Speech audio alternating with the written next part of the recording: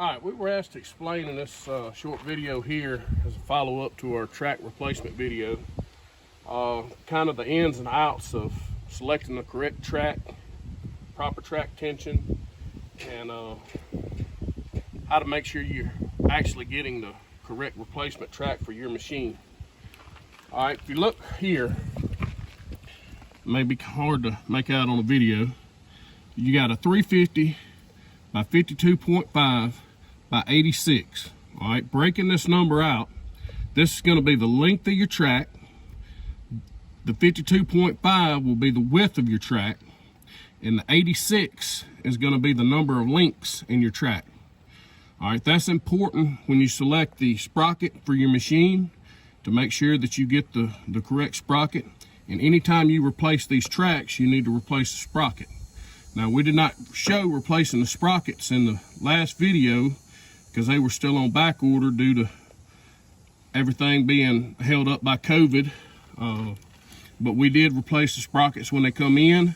We just needed the machine. We were in a pinch and we had to get it up and going. Okay, so coming here, I explained this is how you tension your track. It's probably hard to see, but I have a brand new one I will show you. This is a check valve with a grease zerk on the end of it. What this consists of is a cylinder without a piston. It's just a rod and wiper seals and O-rings that pushes against your truck assembly up front with a spring, and it pushes this idler out. Okay, this idler has some play. See if you can get a shot of that inside there.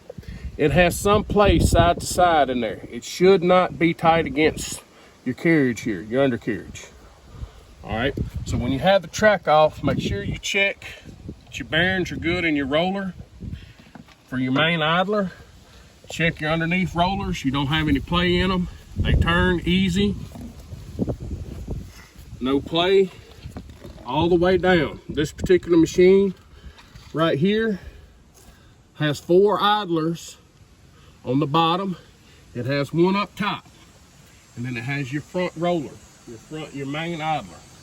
The sprocket just held it on with these bolts right here. I know this machine is filthy, it just come off a job. But here's your sprockets, and like I said, your teeth count have to coincide with the number of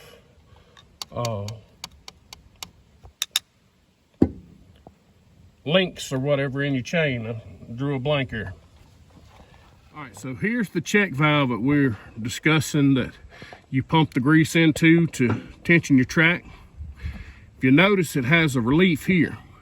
In order to remove the tension off of this track, you would take a 1-inch wrench on this particular machine, unscrew it, and I don't know if you could see inside there, but this is machined and rolled over. There's a check ball in here. So technically your grease fitting could go bad and your machine still hold tension. But if this check ball in here goes bad, you're gonna start losing, your track's gonna start losing its tension and you'll have problems with it. And these are pretty expensive. We broke one on the other side and had to buy a new set, which is the reason I have 2 of them and the spare right now. But anyway, like I said, if you loosen off on it, do not take it all the way out. This hole right here is designed to allow the grease to release from the cylinder, and then your idler can be pulled in to let off the tension on your track.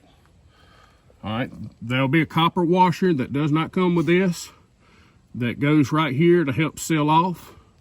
And then you just have this right here. Like I said, it takes a 1-inch wrench on this particular machine to release. And this is mounted inside of here. There's the original one. It's dark in the hole, I know, and I apologize, but that's what this is. Now, as far as alignment goes, there's really no adjustment in alignment on this track. I know that was a question I received on it. These sprockets will have a machined surface on both sides when you get them. depending on which side you choose to put in it, the best thing I can recommend you do is find the center of your sprocket where your teeth engage the rail, and take you a string and carry it down to the center of your idler, and just make sure that it connects right here with this one. Now this track has tension on it. It's going to be hard to turn this, but you can see it is turning. We'll actually move it here in a second with a machine. Other than that, this is pretty simple. This front assembly is not bolted in. With the track removed, you can slide this out. On this particular machine, you can also take the tension cylinder out of it without unbolting it. A lot of your bigger machines, I know I had a 312 Cat that the tension cylinder actually bolted into it. But on this particular machine, it's just held in by the tension of the track and the grease that you pump into it pushing against the plate here. Other than that, I mean, it's about as simple a process as you can get. It's heavy. You have to make sure you don't hurt yourself doing it. It's really a two-person job. One person can do it if they're experienced in it. But obviously having help makes it go a lot easier. All right, that's good enough.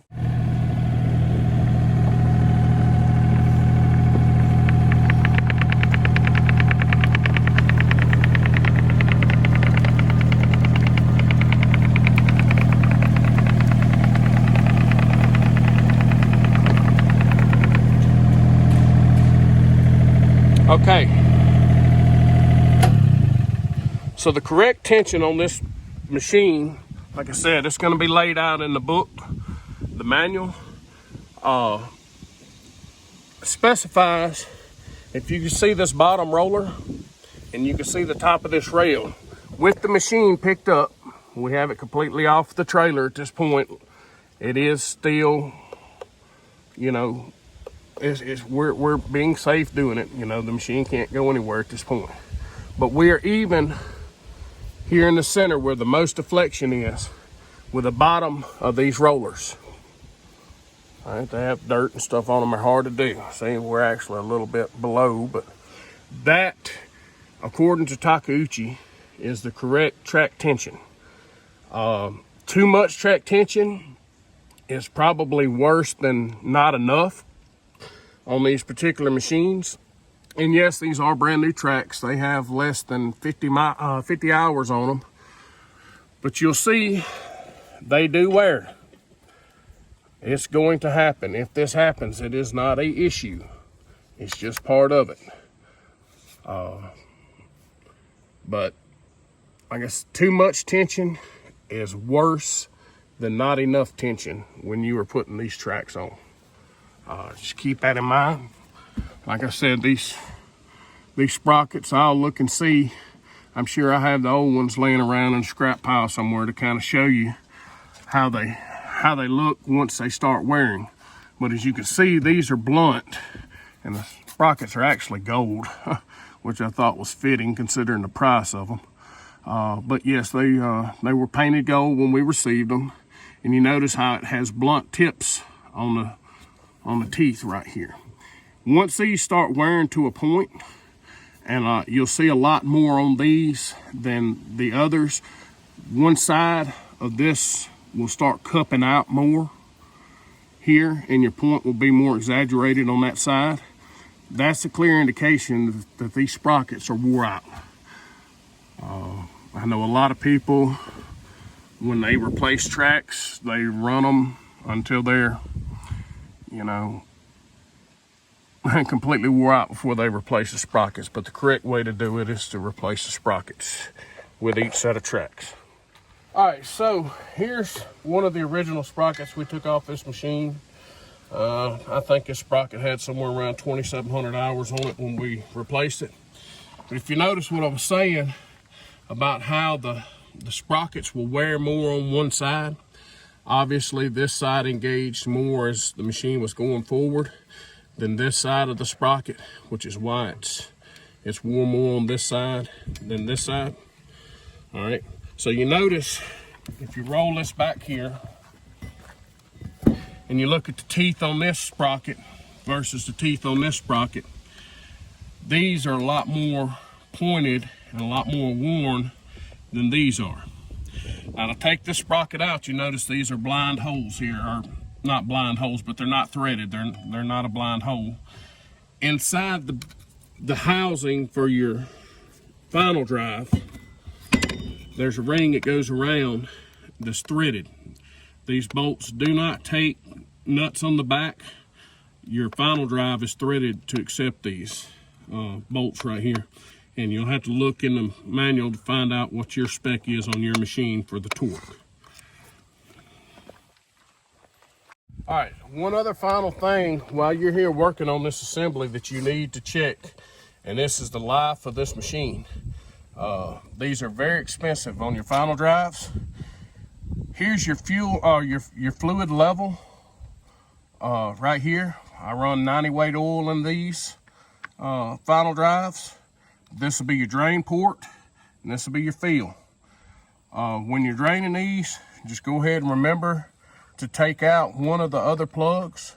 Now you can use the drain as a fill or the fill as a drain. It doesn't matter. They're both the same. But your level right here, you have to remember this is going to be where it needs to, your oil level. Once it's filled up and it starts running out of here, then you stop. Normally what I like to do with mine, and I know it may not be right, but instead of taking the opportunity of stripping out, because these are notorious for that, I pull one of these out to drain it, and I pull my level indicator out, and then I'll rotate the final drive over and let the oil drain out. And then when I get ready to fill it back up, I'll just run it back around, and then I'll fill until it comes out of the level, and then I'll put the caps back in both of them.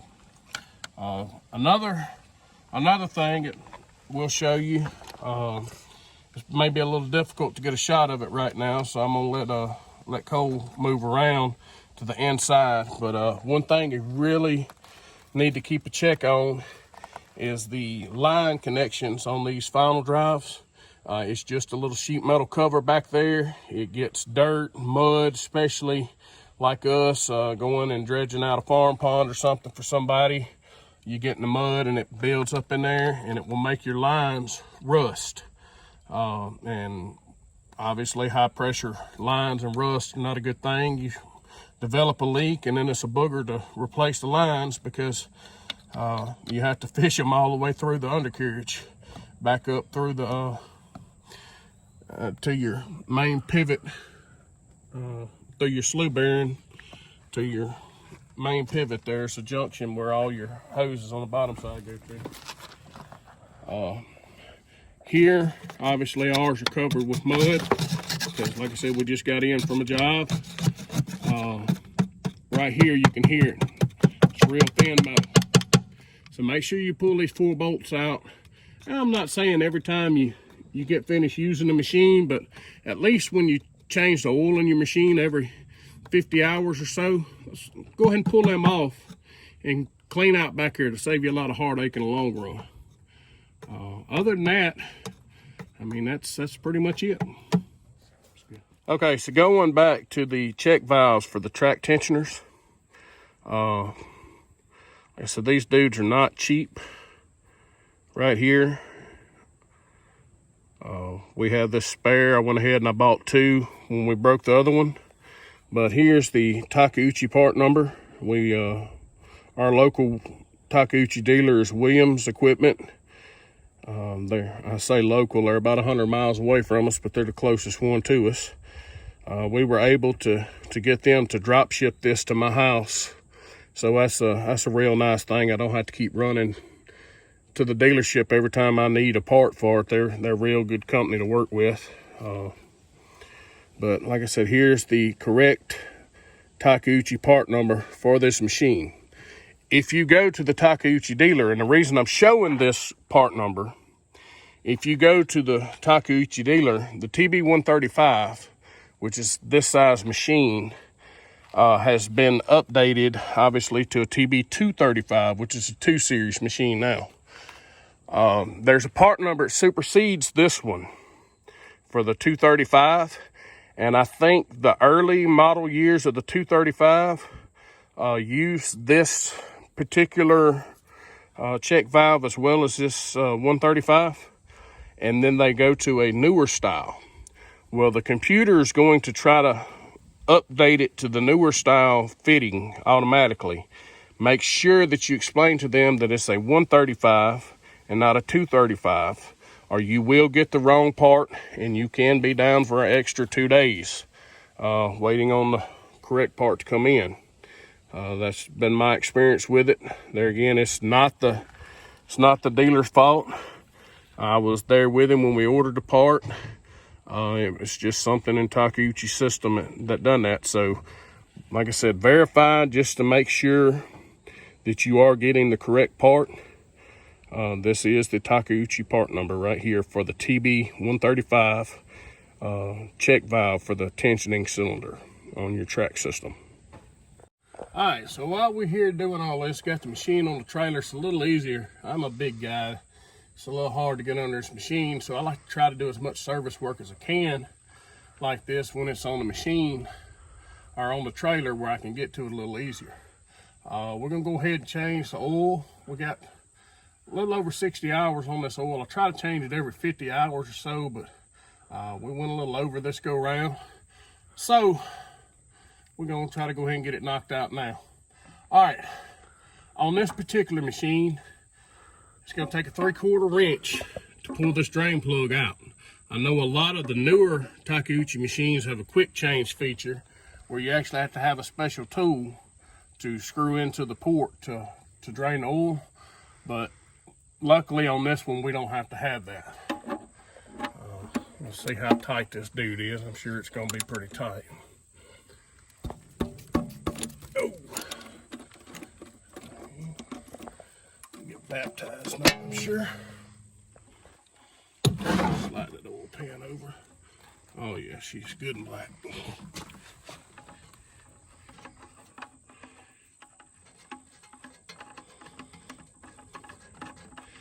Don't get it all over me. Here.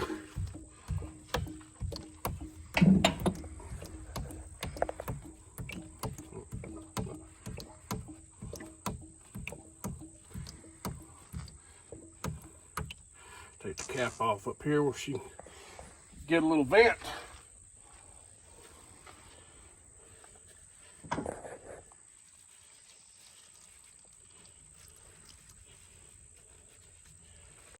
Alright, had to grab a wrench right quick. Let's see if we can get this thing to break loose or if it's going to fight us all the way. Good Lord, that's tight.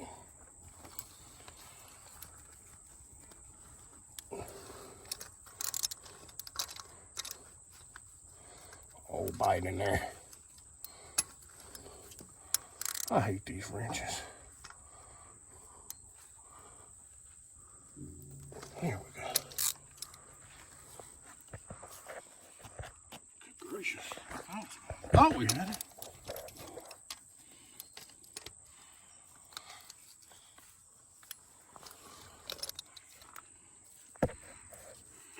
No, this is not a Fram filter. This is a Baldwin filter.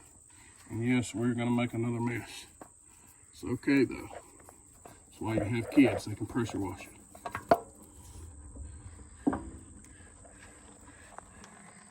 It's a Baldwin filter. Baldwin part number.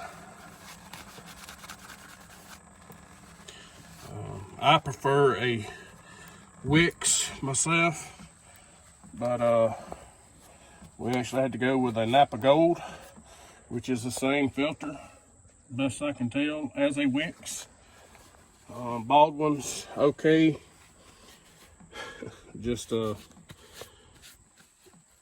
remember, this is the main lifeblood of your machine, so don't skimp out on the filter to save a few dollars and pay for it down the road.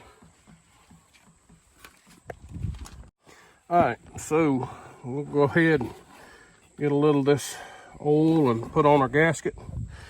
This filter is sideways on the machine, so it would be pointless to, wasted some gold.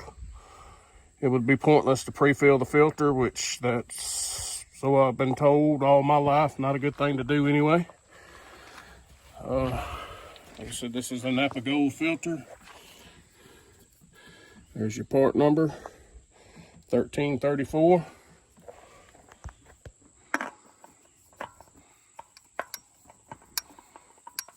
Get her started. Screw it up till it's tight. It touches, and give it a little bit more. All right, now she's touching. I'll go about a quarter turn on it. All right, that's your oil filter. We'll go ahead and get the drain put back in it and get her filled up with oil. All right, I'm gonna try to pour this oil in without making a mess. The book says this machine holds 1.3 gallons of oil. So we're gonna start off with a gallon jug here, and then we'll sneak up on the rest. Love these little funnels here. This particular one's a John Deere funnel. It's got the screw-on lids. I saw it down at my local dealership.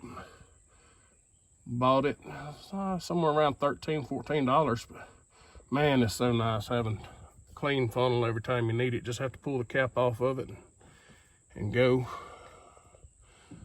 It just makes it worth my time and money to do that.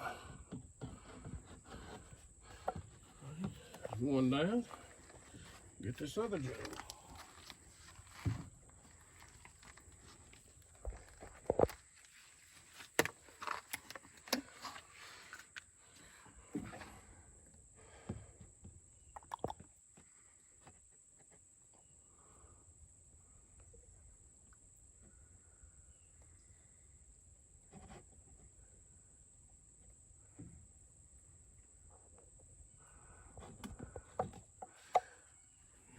Let that drain down a second.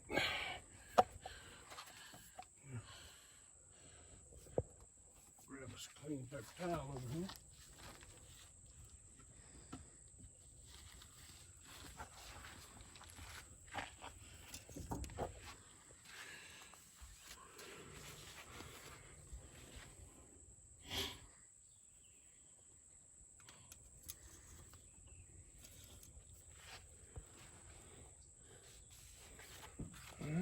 Getting pretty close, so we'll crank the machine up and let it circulate the oil for a minute, and then we'll check her again, make sure it's where it needs to be.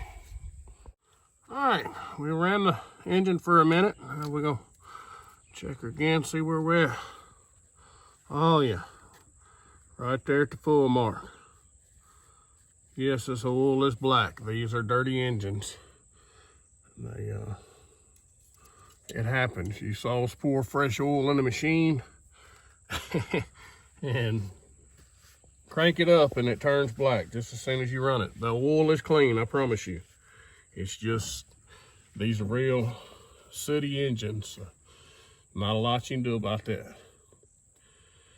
But other than that, that pretty much sums up the quick oil change on it. We'll spin this machine back around and throw the binders back on her and get her ready to go to the next job. We appreciate y'all watching.